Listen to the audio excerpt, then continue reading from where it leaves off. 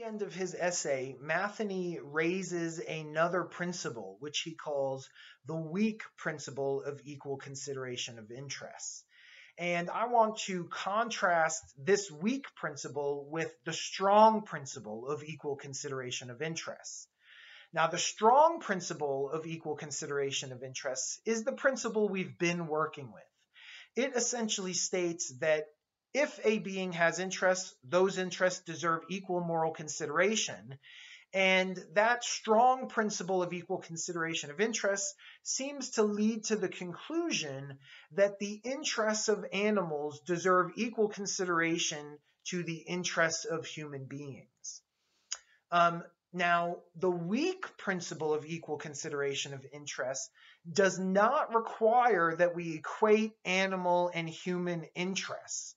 Okay, so if you're not willing to accept that strong principle that equates animal and human interests and says that they deserve equal consideration, then Matheny is suggesting that you should be at least willing to accept the weak principle of equal consideration of interests, which states that the interests of animals, particularly farm animals and animals used in research and experimentation, ought to be equally considered to the interests of other animals, such as cats and dogs. Okay?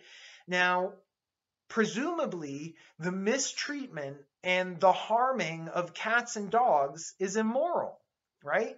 There are anti-cruelty laws against those kinds of practices. For instance, if you chain your dog up to a tree in the backyard and do not give it proper nutrition or proper shelter, legal charges can be brought against you, right? You have committed a legal offense against that animal, and that's presumably because you've done something immoral to that dog or cat. You've treated it immorally, you've harmed it, you've caused unjust pain and suffering. Most of us accept that we should equally consider the interests of cats and dogs.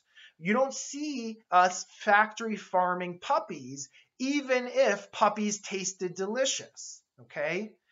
Now, if you're willing to consider the interests of those animals and those other species, then what Matheny is suggesting is that you ought to also be willing to consider the sentient interests of cows, chickens, pigs, rats, bunnies, etc.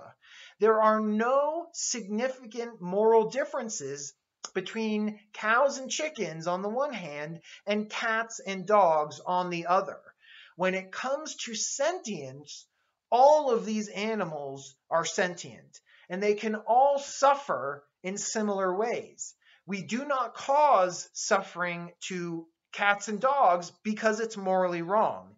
And similarly, it's morally wrong to ignore the interests of other animals, farm animals, laboratory animals, and to cause harm to them. So you ought to be at least willing to accept this principle because presumably you think that the mistreatment and the harming of cats and dogs is inhumane and immoral. So even if you only accept this weak principle of equal consideration of interest, that would still lead to the conclusion that our current animal practices must be reformed or completely abolished. And that is Matheny's conclusion.